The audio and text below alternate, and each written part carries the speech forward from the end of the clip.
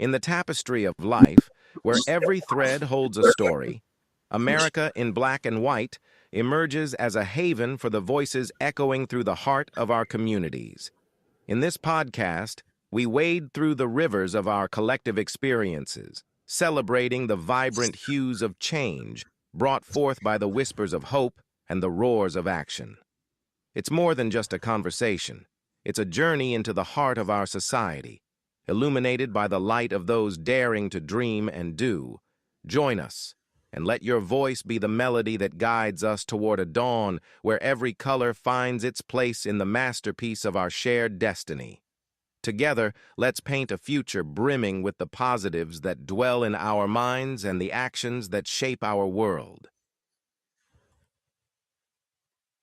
Good evening, ladies and gentlemen, and welcome to another episode of America in Black and White. You know, I've come to believe that purpose is never an accident, that the men and women who rise, not just above poverty, not just above circumstance, but above the very gravitational pull of what the world has decided they should be. Those men and women were held by something the naked eye cannot always see. They were held by faith, by sacrifice, by the quiet, stubborn, absolutely relentless prayers of someone who loved them before they could even understand what love required. Tonight, we're talking about that kind of man. But before we get there, I want you to think for a moment about what it means to grow up in an urban neighborhood in America. It is not a one-dimensional story that evening news tries to sell you. It is a place where people love deeply and grieve hard, where front porches hold community councils and kitchens hold the most sacred conversation of a life. It is a place where brilliance is everywhere, in the way people move, in the music they make, in the way they raise their children with very little and somehow give them everything. Cleveland, Ohio knows this story. Cleveland has produced genius. Cleveland has raised warriors, and Cleveland, Ohio has raised our guest tonight. City about the particular texture of survival and triumph that Northeast Ohio places in the souls of its people, that you cannot fully explain. You can only witness it, and when you witness it, you recognize it immediately. A certain groundness, a certain refusal to be diminished, a certain insistence on showing up fully in every room you enter. That is the Cleveland that shaped Dr. Anthony H. Brown, and the prayers of his mother and his grandmother are the reasons he was listening when Cleveland was teaching. What I want you to know about our guest tonight is this. He is not a man who stumbled into greatness. He is a man who was called towards it, tested by the journey, and refined by every single step. He stood on the stage of Caramel House Theater, one of the most historic African-American cultural institutions this country has ever produced, and he poured himself out in service of stories that had to be told. He stood in front of 1.4 million homes as a television host on Another Look, not to be seen, but to make people feel seen. He sat down and wrote a book, Inspire Me Moments, Living Out Loud with No Regrets, that has traveled across this nation and across international borders, finding its way into the hands of people who needed it exactly when they needed it. He built a podcast in his living room during a global pandemic and raised over $180,000 for HBCU awareness. And then he created the HBCU Man Cave, a space where Black men could fully be honest, fully present, and fully themselves. That is not a resume.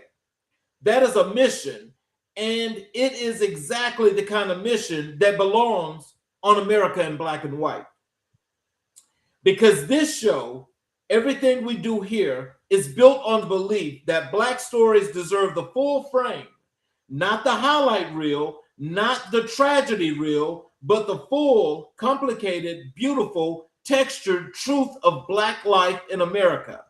The faith and the doubt, the triumph and the grief, the art and the advocacy, the love and the work. And tonight, we have a man in our presence whose life is all of those things at once. Dr. Anthony H. Brown, author, performer, television host, HBCU champion, community architect, and one of the most genuine human beings I have had the honor of knowing. Welcome to America in Black and White tonight. We are living out loud together. Let's get into it and let's welcome Dr. Anthony H. Brown to the show. Oh my gosh, wait a minute, where am I? What's happening? I don't see you, Dr. Oh, Dr. Brown, your camera's off. Oh no, here we go. Wait a minute. Bam! I had to come in hot for you real quick. That's how you make an entrance. How are you this evening, sir? Listen, I am absolutely amazing. I really am. I won't look like that. Well, welcome to the show. And is there anything you'd like to say to the audience before we get into the show? You know what? Hey, audience. I hope all is well. Let's get into it. Let's get into some of this conversation today. So, what I like to do is first, I like to start with giving people the opportunity to get to know a little bit more about you as we delve into this wonderful journey of yours. Okay. So, can you take us back to the beginning, the neighborhood, the block, the world you grew up in? What did it look, sound, and feel like? And what do you want people to understand about where you came from that they might not assume? Okay, let's see, listen. The neighborhood. So, oh wow. Like many of my classmates, counterparts, people who look like us. I was not born with the silver spoon in my mouth. Okay, and we was from the neighborhood. Mhm. But I'm thankful I had a mother and a grandmother who were resilient enough to be like, no, we got to do something better. And we were able to move from out of the neighborhood and into a little bit more of a more what we think of as a safer, smaller suburban community outside of Cleveland. Again, not saying that we moved up, we just moved over. So we were not the Jeffersons. But a little bit better than where we were, so we might have been off of, now I ain't gonna say Skid Row, but we were in that, it was a rough part of town where my mother and grandmother was at, and so we were able to thankfully get out of that space, and and actually I'm thankful. I am now, I've been in my childhood home. Here I am, I'm 56 years old, and I still live in my childhood home. Wow. So, what was the one thing about that environment that surprised outsiders most? The neighborhood I came from, or where I am now? No, the neighborhood you came from. It just didn't. I don't know if my mother and my grandmother saw it. It was a place that was going to flourish. It was a place that was going to fully embrace a man of color and to really push where, as opposed to just going through status quo and this is all we got and this is the woe is me. My mother wanted something better. And so she's like, in order to do something better, to want something better, you got to do something better. And so she worked hard, and she got me out of there. My dad was around, but just like the songwriter said, Papa was a Rolling Stone. Well, I have a comment here. You can respond to these if you like. This is Carol. I put it on the screen, and she says "Black Magic." I don't know what that means, but come on. Yes, it is. We're going to live in all this, in the magic that is black. And it is what it is. And Yeah, I can do magic. Hey, we're Um, gonna have a good time tonight. Hey. so let me say, your mother and your grandmother are central figures in your story. Describe them to us, not just who they were to you, but who they were as women. What made them extraordinary? Wow. Whew. My mom and my grandmother they were they were my everything. They were my life, my breath, the reason I got up every morning. They were matriarchs in family. My grandmother, it was 12 of my grandmother siblings, and I think she and my grandmother herself had 6 kids. But my grandmother was one that she didn't have a formal education. I think she got as far as maybe seventh, eighth grade, maybe. But she wanted to make sure that her kids and as many of her grandkids as possible could at least finish high school. And then at some point, somebody needs to go to college. And so I was that one. I was the first grandchild Mhm. to finish school. We had a couple who attempted and didn't finish, but I was the first to finish. I was determined to do that. Because sometimes when you go to school, sometimes you're not just going for you, you're going for mom and them, the whole 9 yards. You're going to school for everybody. Yep. So, can you share a specific moment with one of them that you carry with you to this day? Oh, listen. Listen. My mama is with me every step of the way. I have a tattoo on my back that reminds me, and it's actually a tattoo of both my mom's birthday, my father's birthday, and my son's birthday. And I refer to them as the 3 people who have my back.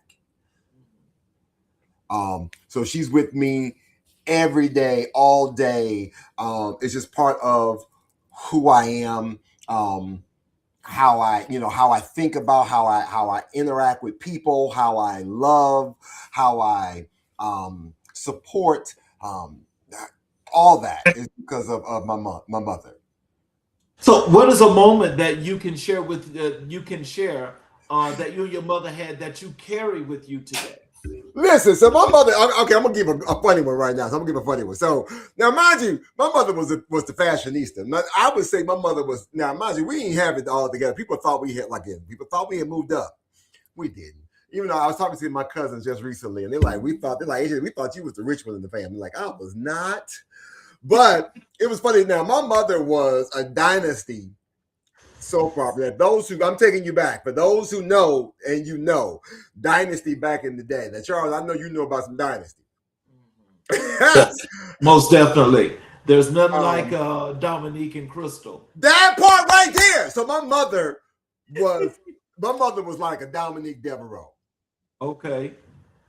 Sharp, Mhm. pristine, well put together. When I Mhm. tell you, my mother and my aunt would go to the mall in a Mhm. jogging suit and a full-length fur coat. Oh no! Stop the madness. That was my fashion sense right there. Oh wow! And I remember that moment. Like, so now I'm like, I don't come out the house half stepping, even if I got to take the garbage out, or because somebody might see me. Right. So, but that Well, was a moment that my mother always reminded me, like, you not so much worried about what other people think of you, but how do you think of yourself, right. and how do you want to be portrayed, and what makes you feel good. And so for Mhm. her, putting on that jogging suit with that fur coat, that made her Mhm. feel good. Up until my mother's last days, she was always about having her hair done, nails done. Her room had to be a certain way. She had to have her clothes in her closet in a certain pattern. And I'm like, girl, if you don't get somewhere to sit down. So you've spoken about the power of prayer in shaping your path. What did prayer look like in your household growing up? Was it something only that you witnessed, participated in, or something you came to understand only later? All the above. Listen, I'm gonna tell you right now, I was drugged. Now, listen, truth, straight, no chaser, drugged. And you like, what does he mean? Listen, Charles, when I was drugged by my mother and my grandmother. I was drugged to Sunday school, drugged to Bible study. I was drugged to choir rehearsal. I was drugged to usher board meeting. I was drugged to BTU. I was drugged every time that church doors open. I think that's one of those things that's big in our community in general, because I tell you, I remember the day going to church 7 days a week. Oh, I had to. So it was instilled in me. So, you know, when the songwriter said, don't forget the family prayer. Oh, come on, somebody. Yes. So when did you first feel that those prayers were actually working in your life? I think it had its ebbs and flows. I think the power of prayer was always constant. I don't know if I always recognized it until maybe after the fact when you were in trouble and be like, or you might have realized the danger seen or unseen, and you like, oh my gosh. It was like, you think about like, had it not been, or you think about, Lord, forgive me. And, you know, and just that that mistake, that it could have been worse. Right. You know, oh, come on, somebody. It could have been me. It should have been me. Right. Had it not been for the blood. So I think that there were moments where I don't always realize that, oh, that was that prayer. Not whether it was from mom and them, it was a prayer that the pastor gave. It was the prayer that, you know, maybe just a little, Lord, forgive me. But it's the fact that there were some days where I didn't even realize the power and the impact that it had. Until sometimes you go back and you sit and reflect, like, oh, even just this morning, I was running late to work, and I got at this one light, and there was a car in front of me, and I was tempted to just going around that car and just speed on past and go about my business, right? Right. And I said, Lord, maybe I don't need to be, maybe I should just take my time today. Sure enough, I waited till the light turned green, the car went on through, and I went on through. On the opposite side of the light was the police. Oh, wow. Now, mind you, I normally run that light. I ain't even gonna hold you. I normally run that light. Right. But today, I said, no, you know what? It is what it is. I'm late. Lord, I ain't gonna make it on time. If I'm late, I'm either just gonna be late and stop and give me a cup of coffee and mind my business. So, you know, you watch peers around you go in very different directions. You did not have to go far to see the pitfalls. What, in your honest recollection, kept you from taking a different road? Was it a decision, a relationship, or something more spiritual? I think I was just scared to go to hell. Now, for real, I think it was just the whole thing of just going to all of those Sunday school classes and Bible study and Baptist training unit. I didn't want to go to hell. And I was scared that if I make a mistake, I make one mistake, I'm going damnation, and I didn't want to do it. So I'm like, I'm just going to just try to do my best to stay on the straight and narrow as much as now. I ain't going to say I was the smartest of the bunch now. I ain't going to say that part. But as far as some morals and values, I'm going to stay on the straight and narrow as much as I can. So I want to say hello to all of our guests that are joining us tonight. Thank you all for joining us. And you know, we're glad that you guys are here, and I want to welcome you to put your questions and comments in the chat. Again, here's another comment for you. I see the black magic again. I don't know what it means, but I'm here for it. Yep, she's black magic. And so can you tell us, is there a specific person or moment that represents a turning point, a fork in the road you clearly remember? Well, see, I would say there's probably multiple forks in the road. I don't even know where we could even. I don't know if that might be a fork in the road in high school. It might be a fork in the road when I was in college. It might have been a fork in the road during my marriage or my divorce. It might have been a fork in the road when I was going through just life. So, Charles, there's so many forks in the road. So I'm gonna give you. So I'm gonna go back to high school, right? I use this first one, and there may be some others. And actually, I talk about him in my book. Actually, his name is Hal Patillo. He was not Hal Patillo. That's Charles. Hal Johnson. He was my social studies history teacher, and this man had the audacity, the nerve, the unmitigated gall to tell my mother during a parent-teacher conference, "Well, Miss Brown, you have a wonderful, amazing, energetic, talented son. I wish he could use the same creativity and skills that he uses in theater in history class. If he can learn every dance routine, every song, every line from the play, because at that time we were doing The Wiz. If he can do all that, he can learn this history." I was so pissed off at Mr. Hal Johnson. Like, who the hell do you think you are going to tell my mama what I can and can't do? I don't want to do this history.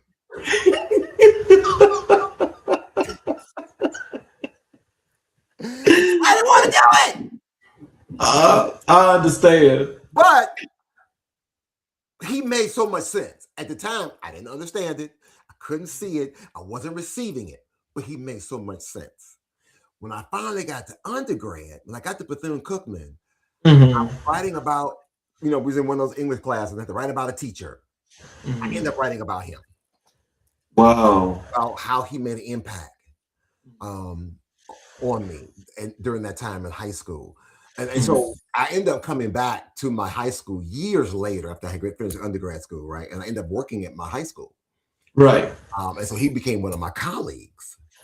Oh, wow. Yeah. And so then so he was also, Mr. Johnson was also like our student council advisor for like forever and a day. And when I came back, he kind of took me under his wing and he groomed me. He showed me all of the things, woo-de-woo. And then he ended up passing the torch to me. So I served as student council advisor for a number of years, all thanks to the man who challenged me in, learning transferable skills. If you can learn how to do it over there, then you can bring those same skills over here. Here's another great comment for you here in the chat. Loving the energy, outstanding guest. Oh my gosh, thank you. I'm TV360, add me in 5. Thank you so much for watching and listening and then just being a part of the conversation. At what age did you first feel that you had a gift? Something inside you that was meant to be shared with the world. What was that discovery like? When I woke up, when I arrived here. What? What's so funny? I'm for real.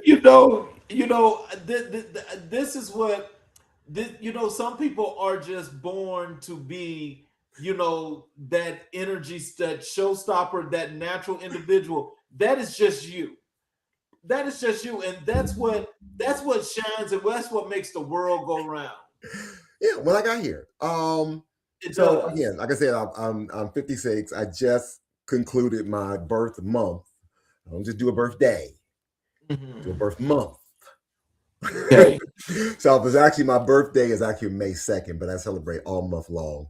And first of all, I always give honor to my mom. I shout her out on my birthday. I always show her love first because I just showed up for any child.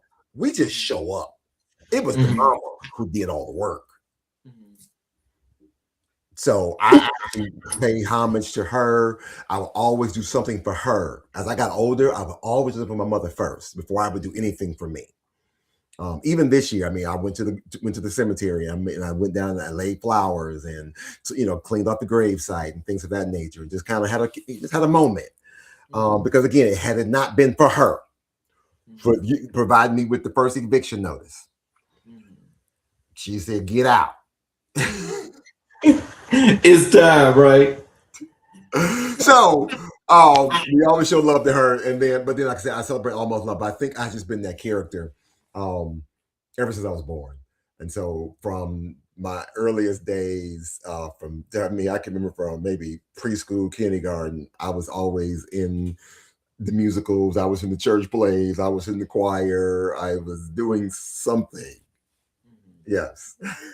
So, that special something that you had inside you, did the adults around you see it before you did? Yeah, it was just like one of them episodes when you be like, "Oh, come in here and sing your mama's favorite song with all the family members." You got to do a little dance, do a little jig.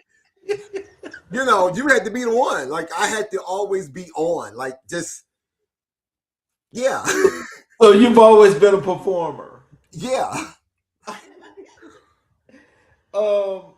Cleveland, Ohio is not just a setting in your story. It feels like a character in it. So, what did Cleveland specifically give you, teach you, or demand of you in your formative years?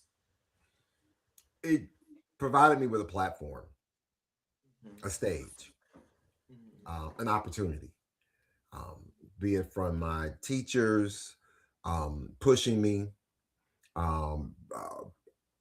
be it the church embracing me and giving me that opportunity to do something, whether it was the community itself elevating me and allowing me to go, to support me when I went to college,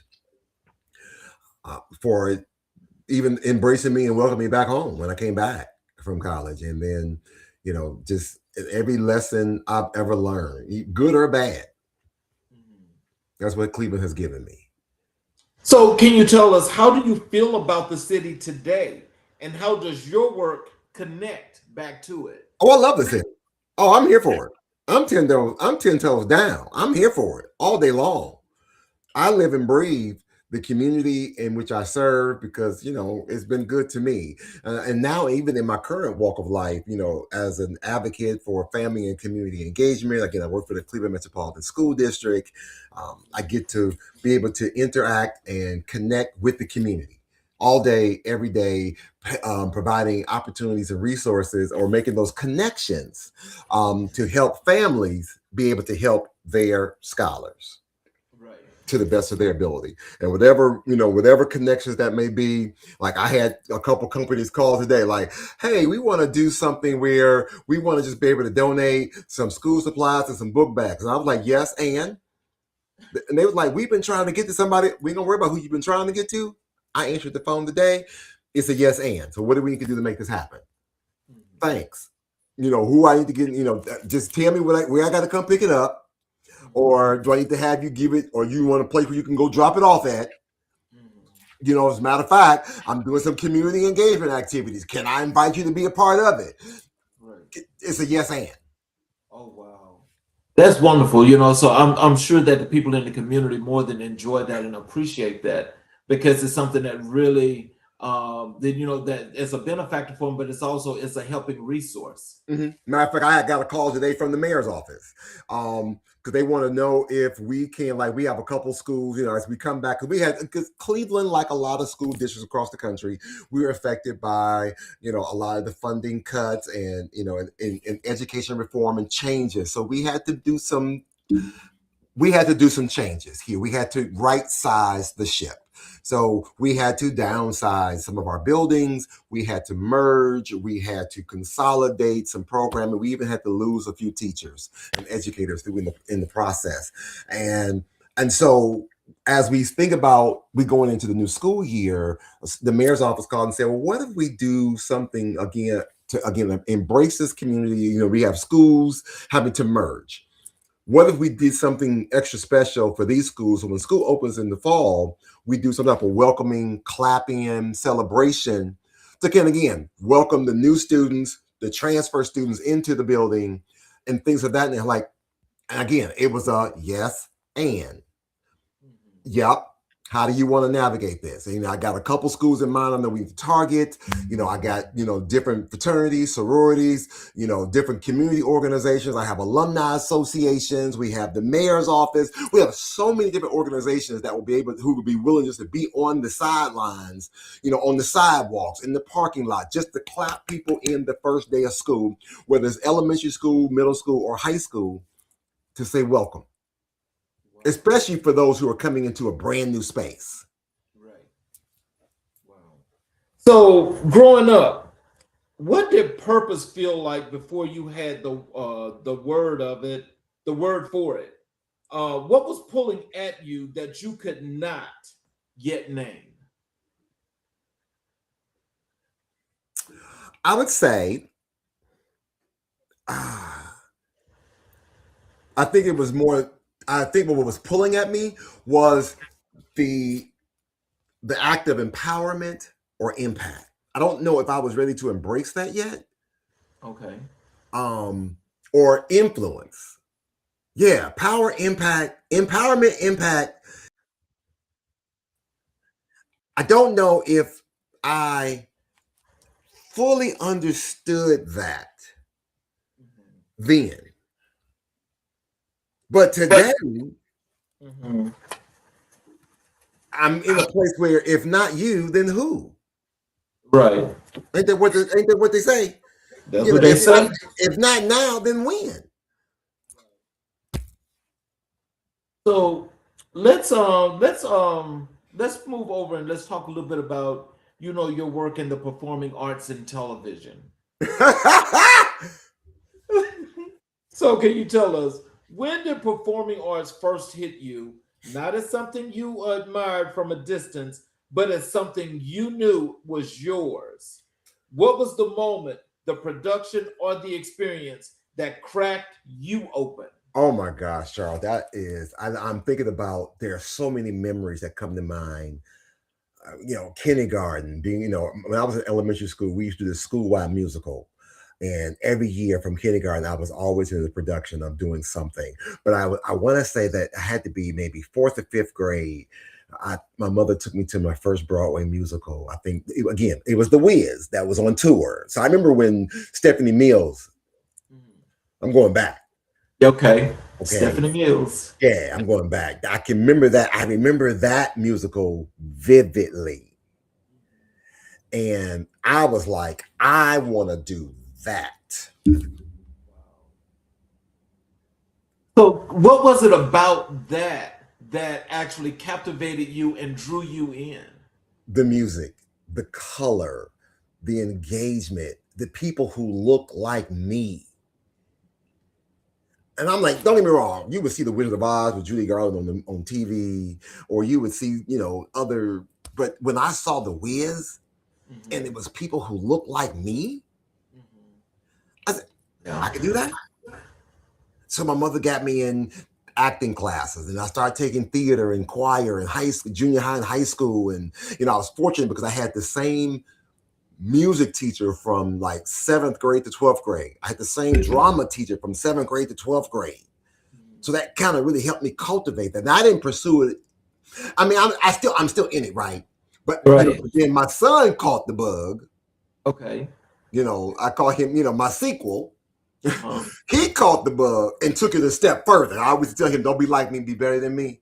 Right. So now my son is the playwright, professional actor, went to school, got a master's degree from Yale, and now living in New York.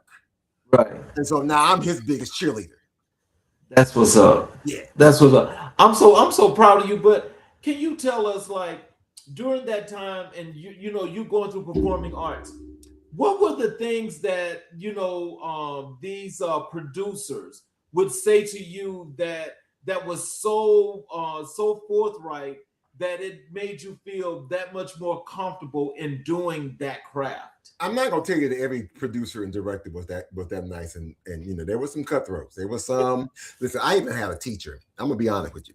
And I don't say this about all teachers, but I had a teacher who told me I did not have the look for television or the voice for radio. Oh, oh wow, that's cruel. Yeah. So at some point, and there were some other pitfalls very similar to that kind of storyline that I had to use as my motivation to kind of use it as my driving point. Like, okay, I'm gonna have to prove you wrong. I'm gonna have to prove you wrong.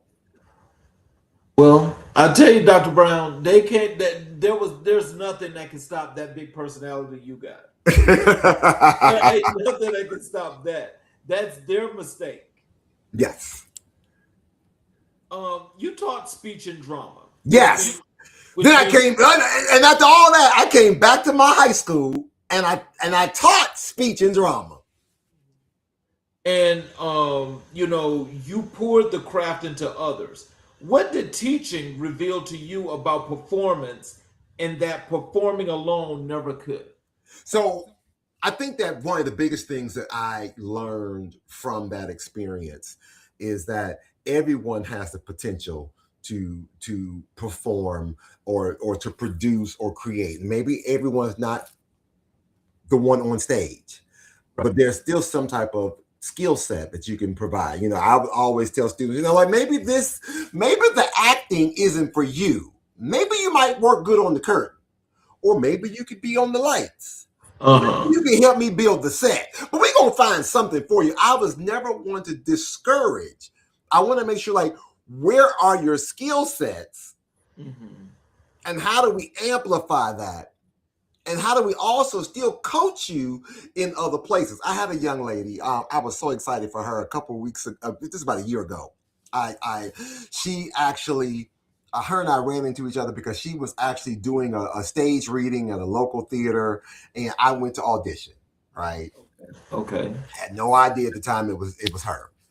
Got there, and it was Deshawnda Ash. That was her name. Her name was Deshawnda Ash. Yeah, I'm gonna put it out there. And I was so excited to see her because she was one of my students. Oh, wow. And where other teachers, not other teachers, but maybe her classmates didn't believe in her, or they didn't think that she was going to be able to, because she was not, maybe she wasn't your typical classmate or young lady that, might have been plus size, that's all right. And might have been cute in the face, thick in the waist kind of situation. But the thing was, she had the energy, and I loved her energy and her enthusiasm, and she was willing to learn all aspects of the theater life. She ended up going to college in theater and public speaking and that sort. And so now, she's been doing some different shows locally across the country, other local theaters, community theaters, things like that. So she actually wrote a play. And I went to the audition, and we ended up having a full conversation about just, oh my God, this is my teacher. Wow. And we just kind of had a moment and just like, let's just play catch up real quick and just talk about what's been happening. But then from there, we went on with the audition and everything. I made the cast, as part of the stage reading, that part. But it was the fact that I always wanted to support her, encourage her, when her grandmother would come to the shows, like, hey, every year she's getting a little bit better. And, and the next thing, by the time her senior, I think she was like she had the lead role in something. Like, there you go. Wow. So what can you give some encouragement to some of our younger folk out in the audience that are watching the show tonight? What are some of the things that they can learn as to improving when it comes to doing theater and drama? So I would say one of the biggest things, especially in the auditioning process, is like, understand that no just means you haven't given the director enough to say yes. You haven't given them enough. I said, think about it from the analogy or the standpoint. Remember when you were growing up as a kid and you'd be like, Mama, can I go to my friend's house? No, because you ain't gave enough information to your mom. I don't know who your friend, where they stay, who they mom and them, what's their phone number, okay, time you gonna be back. You ain't gave enough information. Yo. Same thing. Sometimes you haven't given them enough to make an informed decision. Now, I'd rather you give me too much and then tell me to pull back. then not give me enough, and I don't have, and then I might say no because, well, you should have gave me that the first time. Mm-hmm. Oh, you know what? I love that. Let's try it this way. Now I know you got some flexibility. Oh, I know that you got some range. Oh, you gave me all this. Well, can you give me this? Okay, now can you give me this? As opposed to if all you gave me was this, I don't know where else you can go. Right. Yeah. And I would tell people, I would always start every year in my theater class. I would always start, the very first question for every student, like, because I would get students in my class like, well, Mr. Brown, at the time, like, I don't know how to act. Okay. And so I would start off the conversation like, how many of you have ever told a lie before? You just made up some fabrication and you just tried to get it, how many of y'all told a lie? I said, be true. Just tell the truth, shame the devil. How many of y'all told a lie? And they will all raise their hand. I said, okay, keep your hands up. How many of y'all ever got caught lying? Raise your hand even higher. And they would raise their hand a little bit higher. I said, okay then. If you got caught, you're a bad actor. Now, I said, listen, I'm not teaching you how to lie. What I am saying that as in acting, you have to be convincing. Right. And you got Denzel Washington or whomever your favorite actor is, they were so convincing. That's why you like them as an actor. So, if you got caught lying, you weren't convincing enough. So, Caramel House Theater is one of the oldest and most celebrated African American theaters in the United States. For someone who may not know its history, help us understand what that stage means, not just to you personally, but to the culture. What does it feel like to stand on that stage? You talk about people like Ruby Dee, Ozzie Davis, Robert Guillaume, Langston Hughes, just to name a few.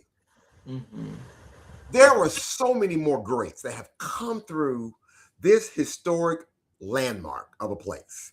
When we couldn't go to any other theaters in the city, or let alone in the country, Black theater was right there. That was the Renaissance right there.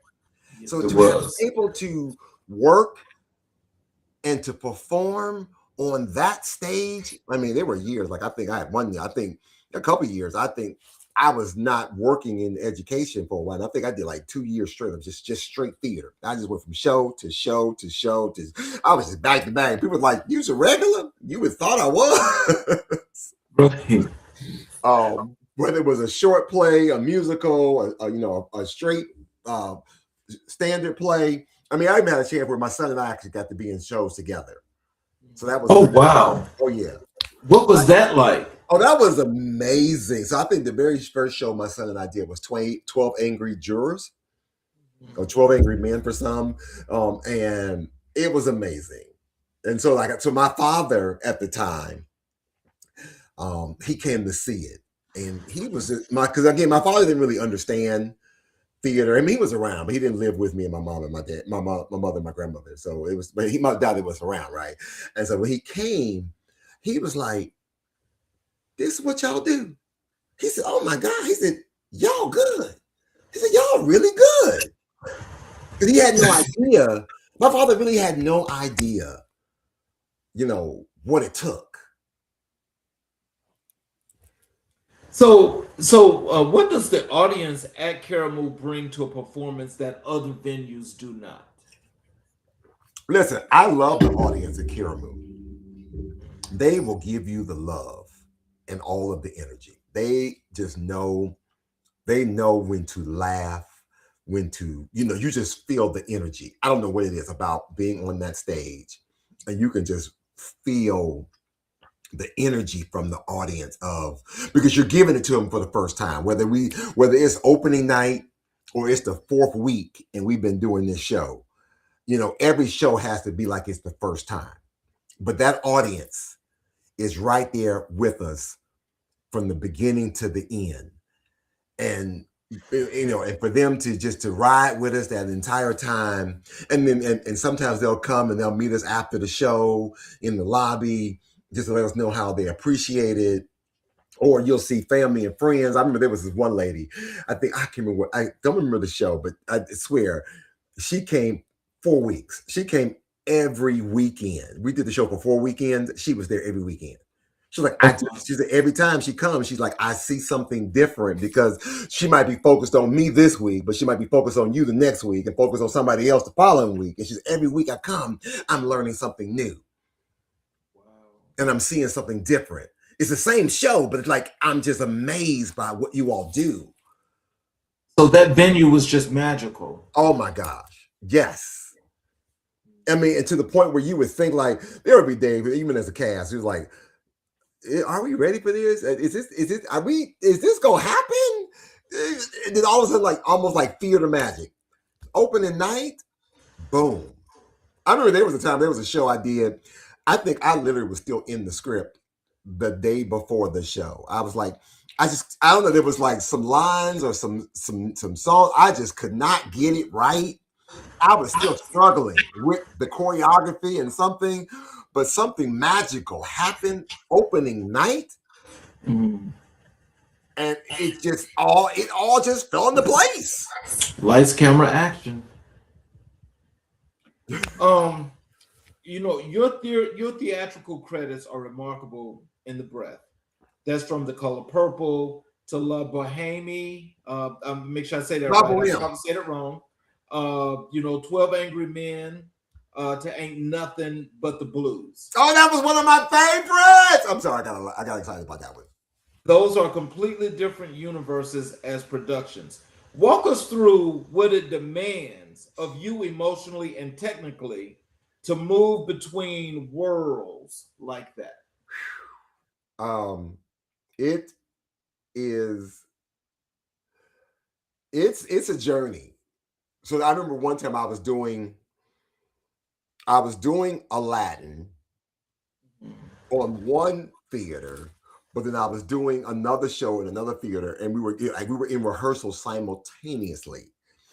And there was a moment like almost like code switching because I had to remember where am I and all that, because you just got so much going on in your mind. And so the point, I think there was one time I was in rehearsal and somebody said something that triggered an Aladdin response as opposed to, let's say, a Color Purple response or something, or whatever it was. But I'm glad it only happened in rehearsal. It was there was, and then there was some moment I had to do one show. I remember one show that my son and I did, another show we did, and we did this whole show in blackface. It was a very race-related kind of show, and was very, very caricature, very Jim Crow-ish.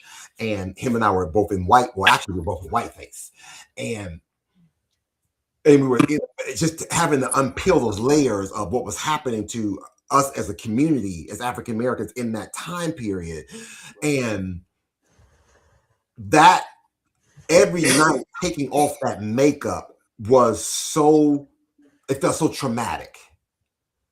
Having to take off this white face every day, and to try to come back into the real world as opposed to being in this other generation. Right. It was hard. It was hard at times. Or I remember there was another show I did, and there was the character I played had been, he was the one being abused by his spouse. Wow. And he was ready to give up, throw in the towel, where at the end of the show, he goes in this whole monologue about why he just hates life, hates everything. Told his coworker, go on and shoot me. I don't care. Just take me out. It's probably going to be better than what I've been through. And just to having to find a moment in my own life to tap into, to become this character, to pull the tears. I mean, I remember every night I'm crying my eyes out like I was that guy. I remember posting a picture of me after I had done my makeup with the black eye and the bruises and the cuts, and I had posted the picture on social media. I use it as a way to kind of promote the show, right? But I didn't. All I did was promote the picture, and I kind of quoted a line or two, and everyone thought it was at that time. They thought it was my ex-wife, and they're like, "Where you at? We on the way? How dare she?" It's so real. And Wow. even on Facebook, I'm responding as if I'm the character, Okay. Okay. and people were so like, "Oh my gosh, what is happening to Anthony?" So when did you get out of character? Oh God, it took a while because even with that one, because we did that show for 5 weeks, Okay. and it took another 2 or 3 weeks for me to finally unpack and to cleanse my body and my spirit of that character because I was so caught up in it. That was a hard one. Yeah. 'Cause So they were mad at her and she had nothing to do with it, but they just didn't know that because it was so real. It was so real. So how do you get your students today as you're doing theater and drama? How do you get them to get that deep into character to pull everything out of them to put it on the stage and to leave it there? What do you do to get them to that point? Um, I mean, there's a series of exercises and activities we can do to kind of pull that emotional moment or find that happy place. I'm good for, let's do these exercises where we get to let's go outside and frolic real quick. And let's remember what it means to be a kid and how to pretend. Or if it's one of those serious moments, how do we tap into a memory that you can connect with? Don't lose yourself in it, but how do you just tap into it? Was the first time your mama told you no, or you got in trouble, or maybe you got a spanking or something, or I don't know, just where can you, or maybe a death in the family, and maybe that's a traumatic moment. That what did it make you feel like? Let's unpack that. So it became very therapeutic at times.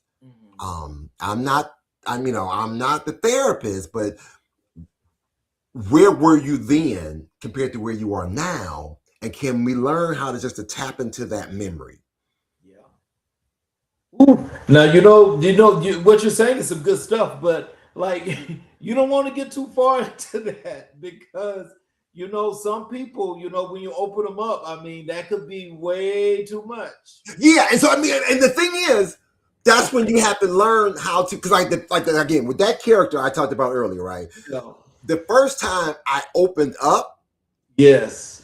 I lost it Oh my God. on stage. Uh-huh. So where the monologue should have been maybe 8 to 10 minutes, Right. I was 20 something minutes because I could not control it the first time. I couldn't control it. Right. I was like, oh my gosh. I mean, even though there was a dry tear in the house, everybody was with me on the whole emotional roller coaster. They were with me, but it didn't have to take that long. Right. But once I was able to finally process it, okay, we took you back to the lab, so to speak. So we because that was like opening night. That was like opening night. I mean, because up until then, at that point I was just reciting lines.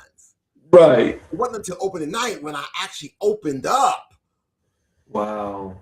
And I couldn't control it. And it scared me. So the next day we had a quick call rehearsal. So my director kind of helped me process. Let's unpack this. Let's now navigate. How do we kind of? He said, "I'm not saying what you did was wrong, Anthony. We don't want to be here extra time than we don't have to be." Right. So we were able to finally get it within that 8 to 10 minute range of that window, of that scene. Right. Keep it moving. So I mean, it takes a moment. So I want to move over to. I want everybody to know about your work as an author and the great works that you've done. Before we get into it, I want the audience to take a look at this presentation, and remember, you guys, please make sure you look at this, because I want to make sure that you go out and you get Dr. Brown's book, because it's definitely one that you have to have. What if your greatest breakthrough was on the other side of your story? Inspire Me Moments, Living Out Loud with No Regrets by Anthony Harris Brown isn't just a memoir, it's a mirror, a movement, and a map to becoming who you were meant to be.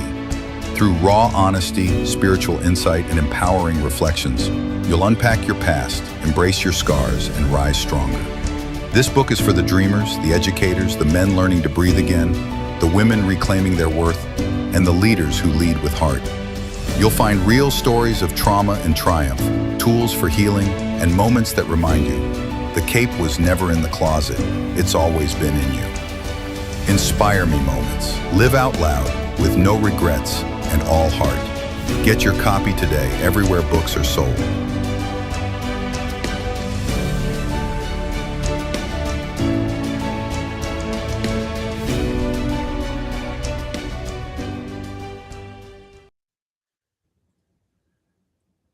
So that is, you guys go to www.aharrisbrown.com and purchase the book. First of all, Dr. Brown, tell us what inspired you to write this book. Wow. I have been wanting to write this book for a long time. Okay, so I started writing it many moons ago, and I would put it down, start writing it again, I'll put it down. And again, understand something, for those who ever wanted to write a book, it's not the traditional where I used to think that, you had to lock yourself into a room and you had to, you're writing all day, or you got piles of paper in the trash can and you just pulling your hair out. I ain't got no hair. You're just trying to figure out what to do. You know what I did to help write this book? What's that? I would pick up this phone, turn on the voice recorder, and start talking into it. Okay. As I'm walking in the park, as I'm driving in the car, I'm recording. And that became the manuscript. Oh, wow. Oh, wow. So how we now, that's unique, and I'm starting to hear that this is what a lot of people are starting to do, but I've never thought to do that when I did mine. But why that way? So, because I was still debating what I was going to do. Now, mind you, also, again, one of those ram in the bush kind of situations. You didn't prayed about it. You didn't sent you the answer. You ain't realized what the answer was. So, mind you, there's a part of the book. You got to buy the book. Y'all, you got to get the book. So, but in the book, in the book, it's right here. So in the book, I talk about part of the book is a self-help book. It's a motivational book. It's a guide. It's a tool to help, hopefully, for you to be a better person. I sit before you today, and again, sometimes people won't even realize this, but I sit before you today, humbled and blessed that I'm able to sit here virtually and talk with you. There was a moment in my life that I had lost my mind, lost my wife, lost my job, lost my mama, lost my daddy.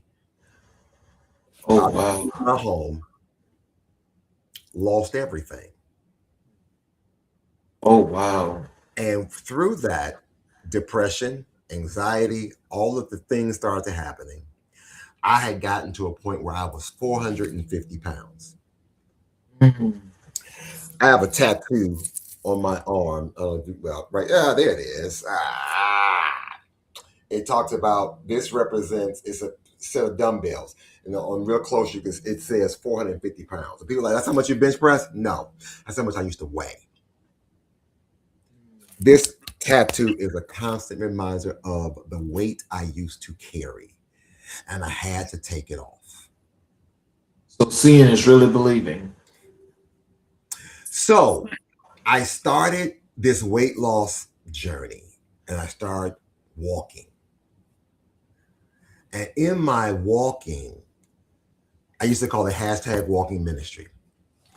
And I would take out my phone, I would go Facebook Live or whatever, Instagram Live, and I would start talking to myself or whoever was on the line and want to talk with me. And we'll just have these conversations every day. And again, all those videos made the book. Wow. I just transcribed, I just took all the stories and I put them in the book. So then I talked about how I talked about the death of my dad. I talked about my relationship with my father, because that was trauma in itself. Understand? I grew up not living with my father. I knew exactly who he was. I think this is when I first started acting. Again, I was 3-4 years old. I got in trouble. I got reprimanded. I got a whooping because I had to stop calling my dad at 4. And I would get a whooping if I said it. I had to call this man by his first name. I had to act as if he was not my father around my siblings. I was the other child. It was 3 boys ahead of me, and I have a sister younger than me. And my sister and I had a fight when we were little kids, and we were at their house. And I wanted my turn on the swing, and she didn't want to get off the swing, and so I pushed her off the swing because I wanted to do the swing. Oh Lord! It was my turn. The playground. It was my turn. And she said, "I'm going home to tell my daddy." I said, "I don't care. He's my daddy too." So we ran home. We ran all the way home, and we went in the basement. My father was there. He had some of his friends over, and they were talking. And we went. He like, "What's wrong with y'all?" And we told him what happened. And Daddy, he said, "You his daddy too." And at that point, I had to be 7 or 8 years old. My father said, right in front of my face, "I am not the father." Like it was an episode from the Maury Povich show. oh my God. That shattered me. Right. And that's when I learned how to code switch. Because whenever I'm around that side of the family, I had to pretend I was not a sibling. Man. Oh, you know what? See, so I was just about to ask you in this follow-up question of, was there a specific person or conversation that made you feel urgent to do this book? That right there had to have been that moment. So now, mind you, as years went on, we got better. I think after I lost my 3 brothers, all 3 of my brothers are deceased. My father got sick 2015 when my son ended up going to college in 2015. My mother got sick, had an amputation. I had to put her in a nursing home. My father got sick. I had to move him in with me. So the last 4 years of my father's life, he had to live with me. And I wasn't mad about it. I was not. When my sister didn't want to be bothered with him, his oldest granddaughter didn't want to be bothered. I said, there's no debate. You coming home to live with me. And I took care of my father his last 4 years until he passed away. And that was that was the best days of my life. Some of the best days of my life. I mean, I felt like I was that 7-year-old that got to go back and be able to. I mean, I was back at daddy mode. I mean, I'm like, "Daddy." We go from daddy to daddy, dad, pops, old man. I was back in daddy mode, and I was so excited to have my father in my house with me.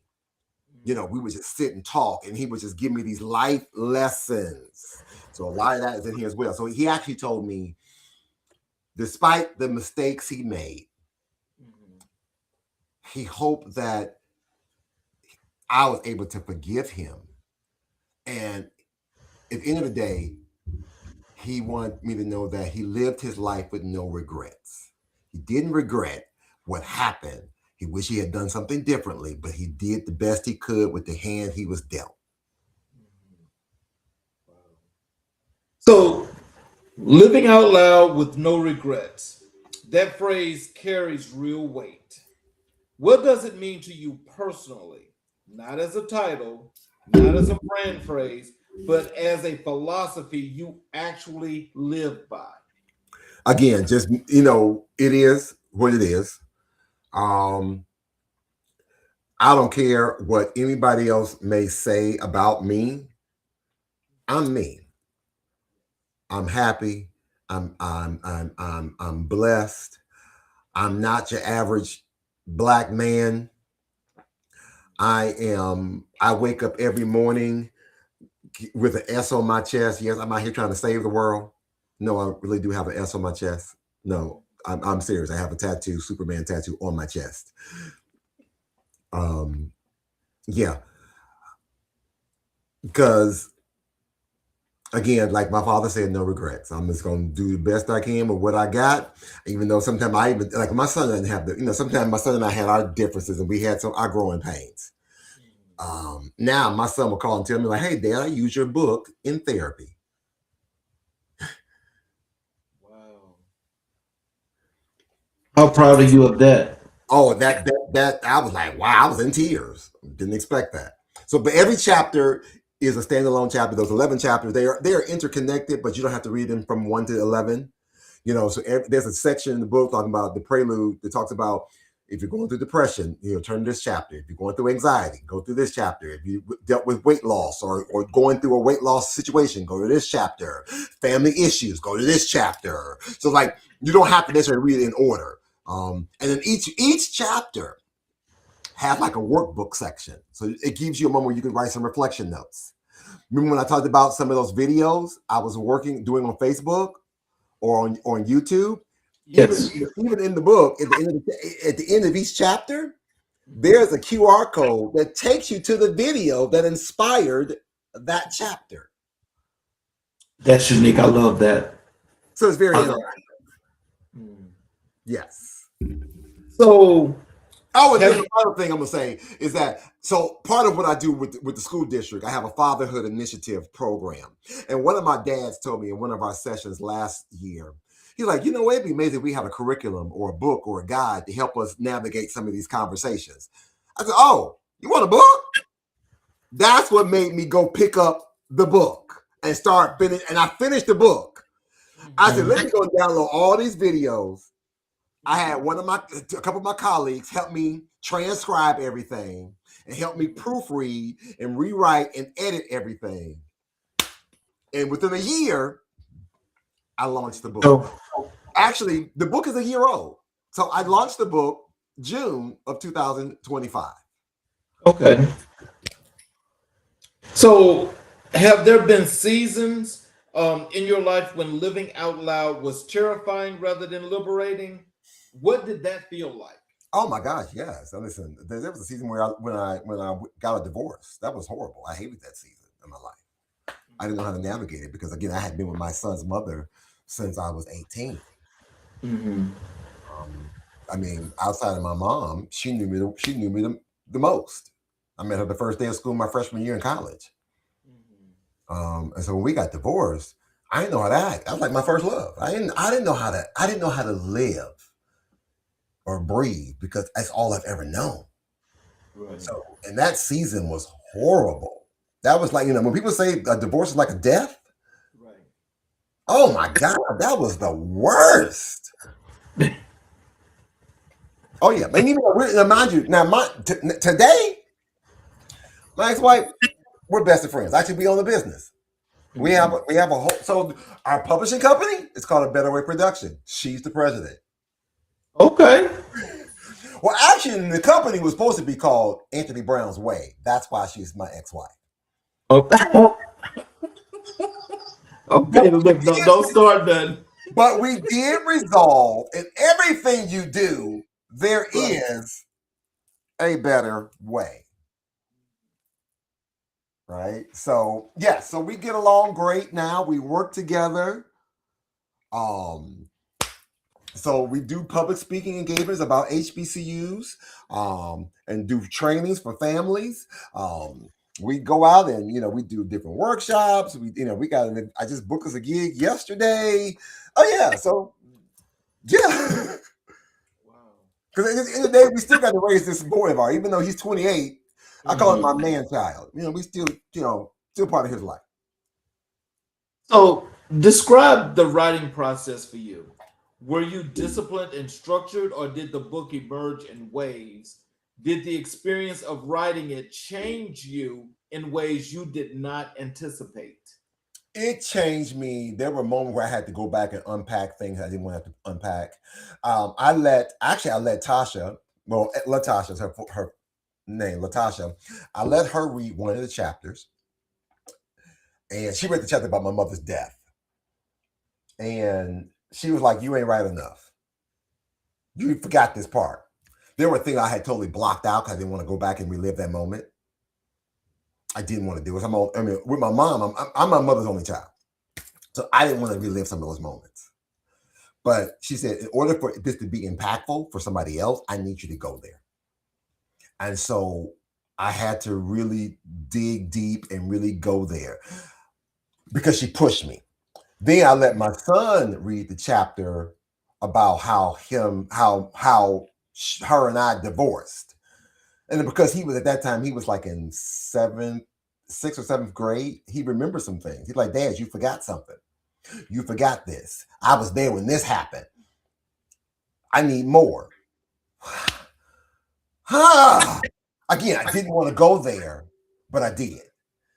So I had a couple people in my, who was helping me in the process that really pushed me. Like, because one of them, I remember my son telling me, and one of my colleagues told me, like, "Anthony, you are a storyteller, and it's so captivating. You kind of get me to a point, and then you drop me. It's like, but what if I'm that couple or I'm that person that's going through something similar?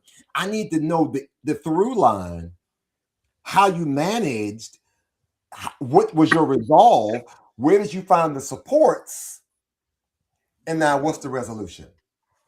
And speaking of supports, again, I'm not the therapist necessarily, but in the back of the book, I have a whole section of resources. I have a whole so like if I talk about depression, I'm gonna give you a resource page with links, phone number, things of that nature. If I'm talking about HBCUs, if I'm talking about anxiety, if I'm talking about weight loss, I'm talking about, "Hi, my name is Anthony Brown. I'm an alcoholic.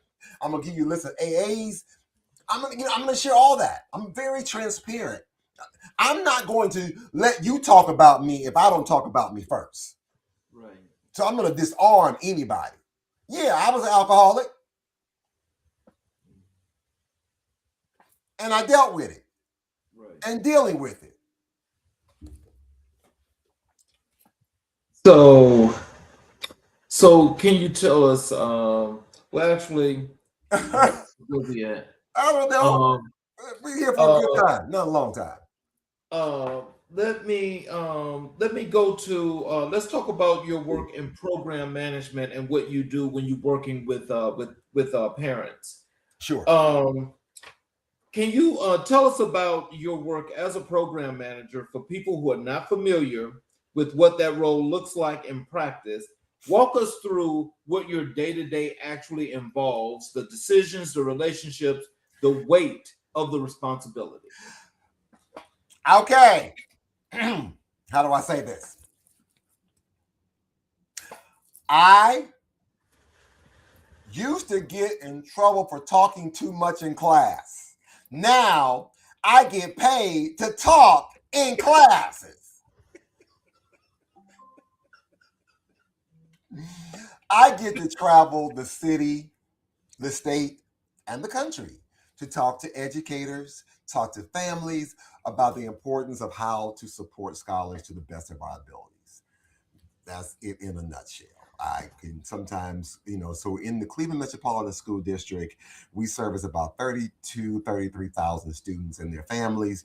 So I work with all of our schools and different departments to provide different programs and opportunities to really bridge it, being like that connector. Like again, I talked earlier about how the mayor's office called and wanted to like, hey, let's do something for next year.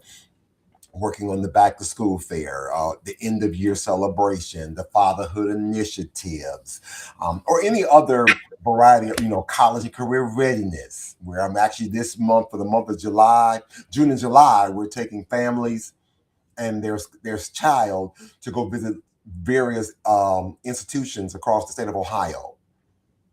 Because I think that going to college is a family affair.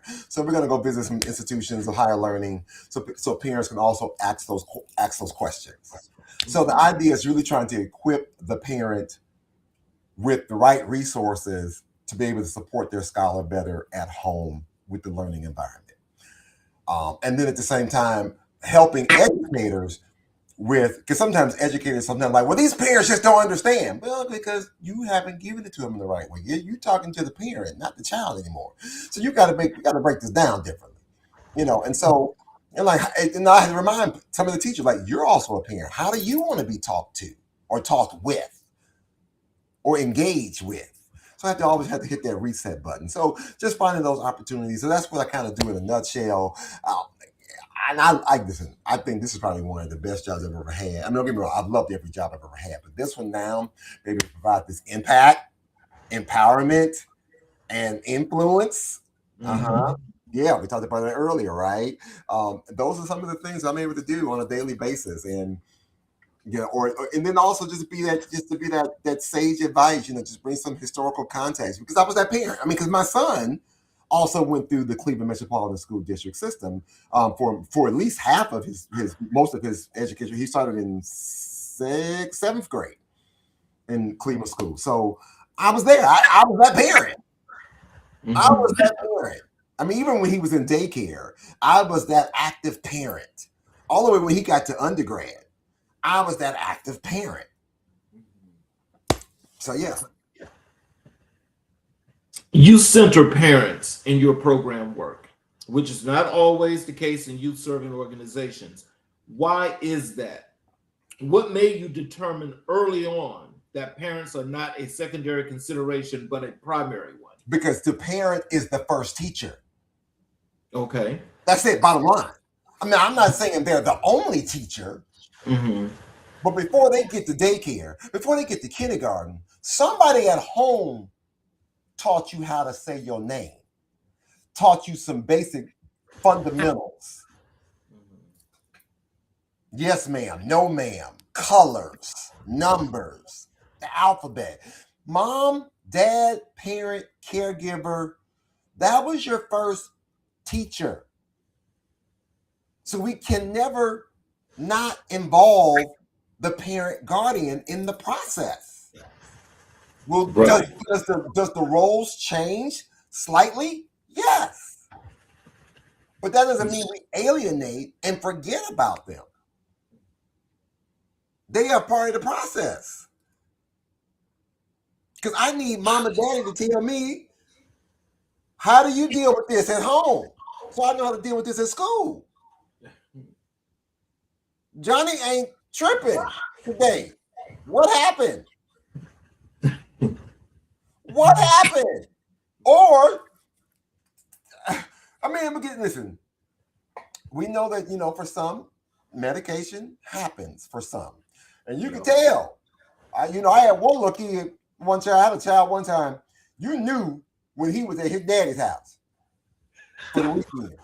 Because he came back on Monday off the chain. You wow. Kids this weekend.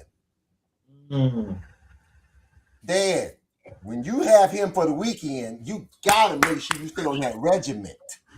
Yeah. It's imperative. Because it's impacting what's happening here at school now. Yeah. We got to work on this together, bro.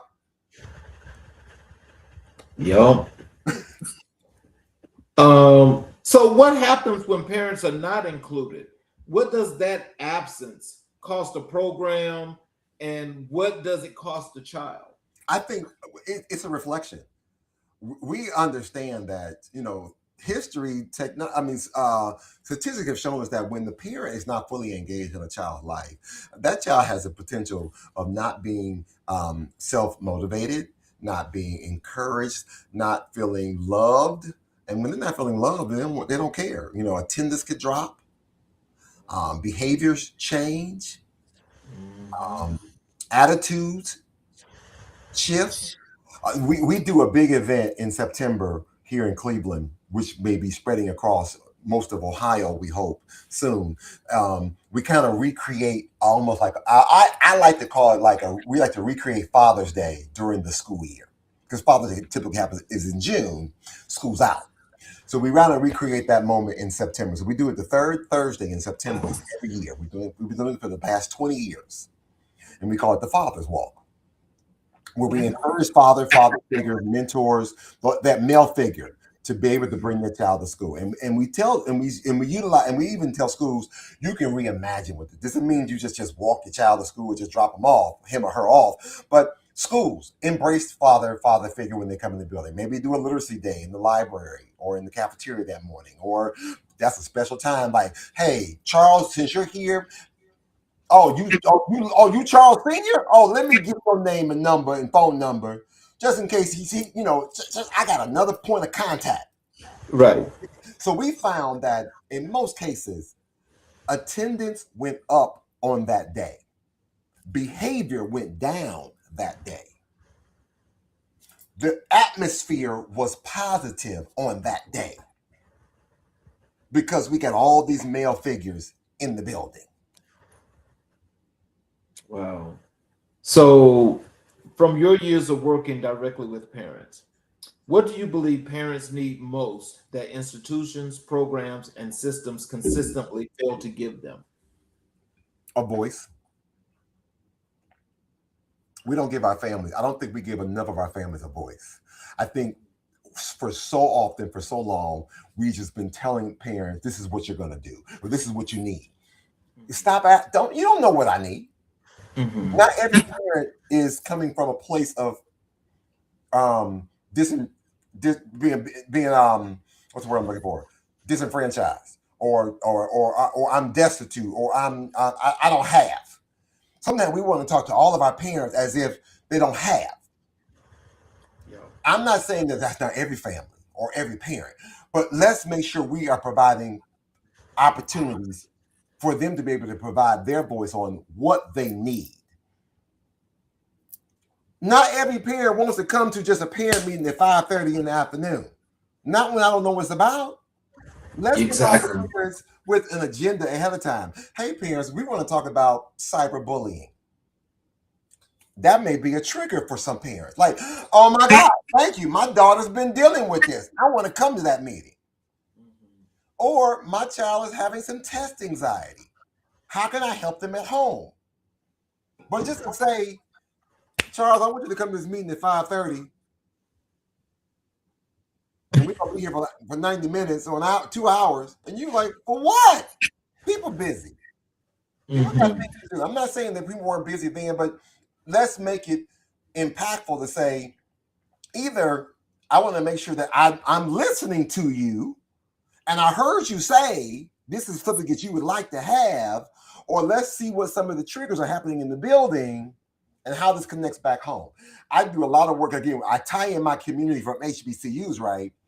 Being an HBCU advocate and being able to, because again, students in the college going process are curious about what are historically Black colleges. Well, that's a college of career readiness targeted audience. So parents were like, because my child wants to go, I need you to bring your mom and dad with you. All right. It's targeted. Mm-hmm. Or again, the dad said, I need a book. Okay, it's because you said you need it. Guess what I got for you? Surprise. Right. I like that. I'm listening. I'm always listening to what the parents are saying because that's what they want. Right. You know, I think that's so interesting that you say that, because I think most I ain't gonna say most, there are a lot of educators that, as you say, don't listen.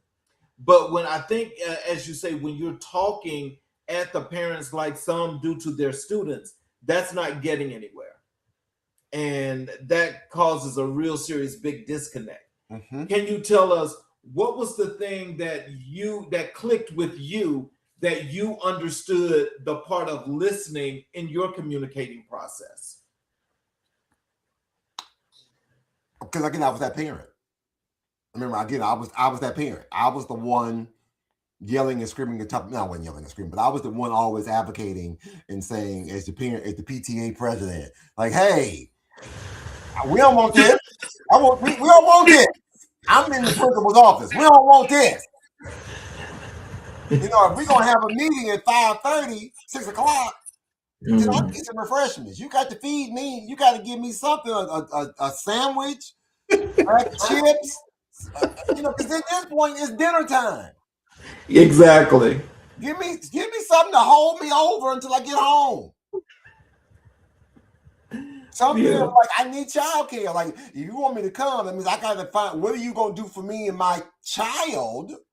Mm-hmm. If I got to come to a parent meeting, okay, do we need to have a breakout room where we got another teacher or a parent who's available to go sit in a room with some of the smaller kids, and they got the crayons, and they got some books to read, and they got a homework table. Or here's one even better. For my son, went to a performing arts high school here in Cleveland, right?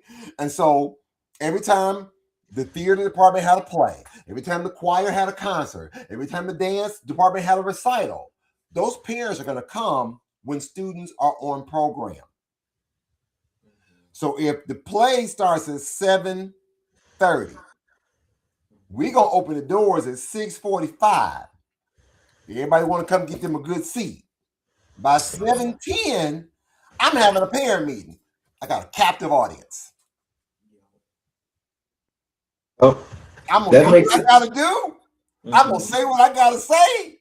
Mm-hmm. At 7:25, thank y'all for coming. Enjoy the show. Because you're already there. Yep. So when we chatted before the show, I told you we do Black History 365. We do. And I asked you who were the most influential persons in your life and career. You told me it was your father, your fraternity brothers, and Odell Brown. Oh, you also said Pastor Reverend G.Q. Brown. Which, in memory, today would have been his birthday.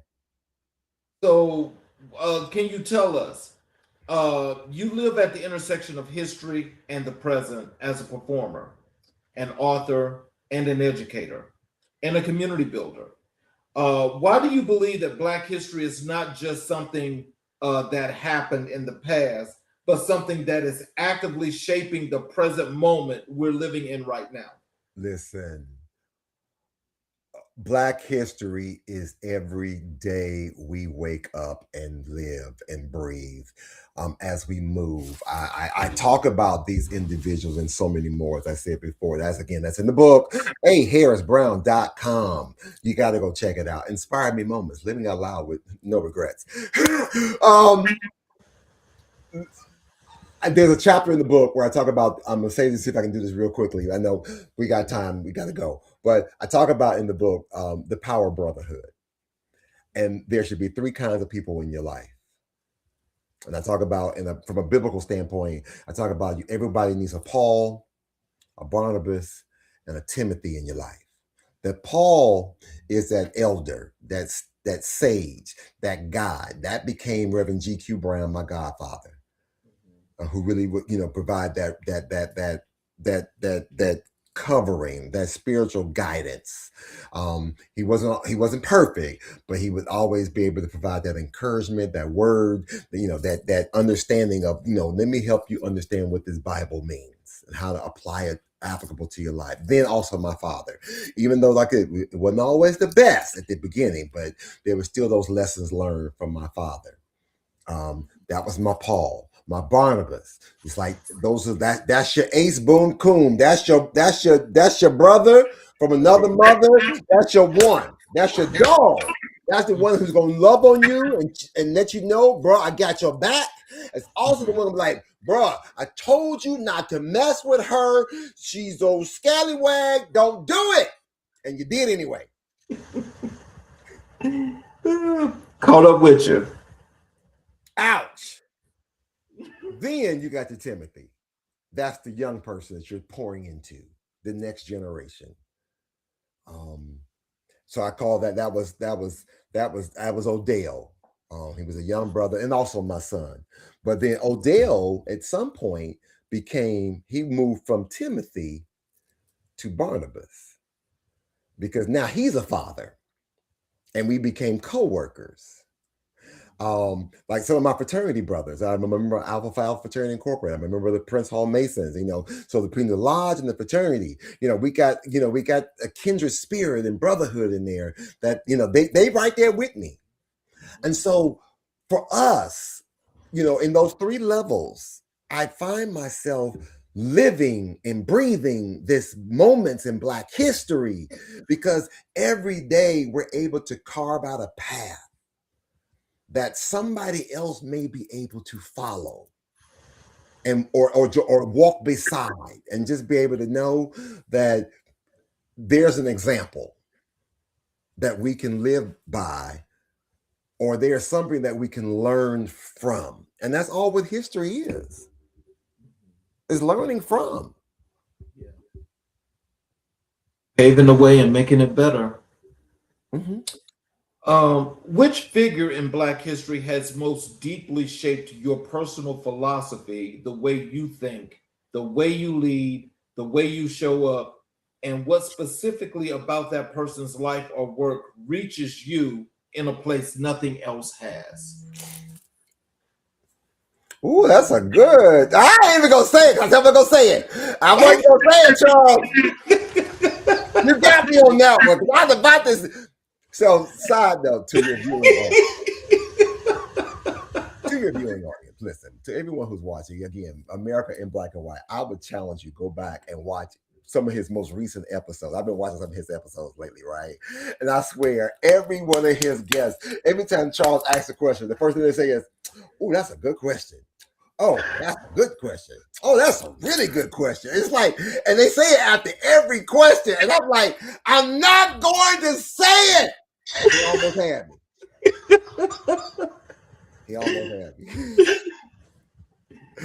But I am going to say that question again. Okay.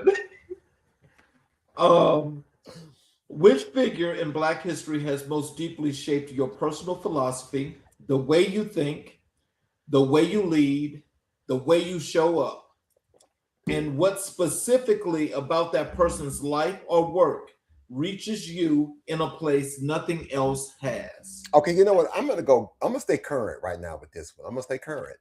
I'm going to say Barack Obama right now. Okay. So that brother came in here like a mighty Russian wind and shook up some things. I had a chance to meet him when he was in Cleveland when he was still Senator Obama. And at that time he had not declared he was running for president at the time. But when he did, it was just amazing. I remember watching the results when he first won, and I cried. Yep. I would have never thought in my lifetime that I would see a Black man in that role. And for him to use that mantra, "Yes, we can," was so powerful to let us know that despite what America has or has not done, what may happen in our own personal lives, yes, we can. Listen, I know we probably catching hell and everything else right now with this current administration or however you may, on whatever side you may be on. It ain't always been easy. But if we have gone through 400 plus years of enslavement, what we going through right now, we good. Yes, we can. We can overcome this too. And I think that mantra and him, President Obama, bringing that to life meant something. And for him to stand on that stage with his wife and children with this hand. it was so powerful. I mean, I remember I was out with some friends. We were hanging out, watching the election results. When it finally dropped, I'm calling. I was at this time, I was still married at the time. I'm calling my wife. She's like, I said, no, wake my son up. Wake him up. I need him to turn on the TV and see this. I'm on my way home right now. We have to watch this. I needed him to be able to see that. Mm-hmm. Even so much the fact for the first inauguration, we had to go. I said, I got to go. We got to get on the bus. Now, I missed the Million Man March bus. But the inauguration bus, we got on the bus.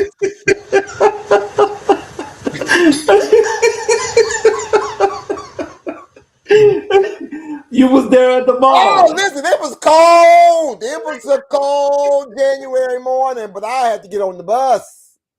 Sure did. I sure did. And I didn't just take him. I took a whole boatload of kids. I took a bunch of kids and a bunch of parents. I said, we get on the bus. Mm-hmm. I started planning that trip probably like a week before the results. Like, listen, if the results drop, we going. Mm-hmm. And sure enough, the very next day, we were already we were filling up the bus. Like, let's go. We ended up taking 2 buses. Mm-hmm. From the group I was with. Right. I said, well, we going. A 1-tank trip. We sure did. And so, we're going to actually have to, I guess we'll have to set up another time because we definitely got to have you back. But can you give us leave our audience with some words of wisdom and encouragement, how to connect with you via your social media, your website, how to get the book, all of those good things, if you would, please. Listen, I would like to say real quick, no matter where you are in your journey, don't allow your current circumstances to define your future possibilities. Again, don't allow your current circumstances define your future opportunities. I just told some students this the other day.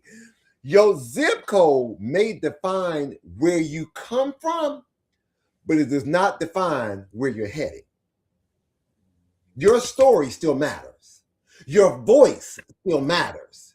Your purpose still matters. Just like I said earlier, I used to get in trouble for talking too much. Now I get paid to talk. I was able to learn. I learned how to turn my passion into my purpose and my purpose into my paycheck. There you go. I need you to keep showing up, keep growing, and keep believing that your best chapters may be still ahead of you. So listen, more about what we do, how we do, when we do. You got to go to my website at aharrisbrown.com. You can see right here at the bottom, right there is like the A Harris Brown official on Instagram. I'm on LinkedIn. I'm on Facebook. I don't use Twitter too much anymore, but I'm out here. We outside. We outside, and I don't have to be outside just in Cleveland. Listen, I just got back from San Antonio, Texas, about a week ago. Matter of fact, Charles, I got to come to Atlanta. I got to come to Atlanta later on this summer, so maybe we can do a meetup or something. Yes, sir, most definitely.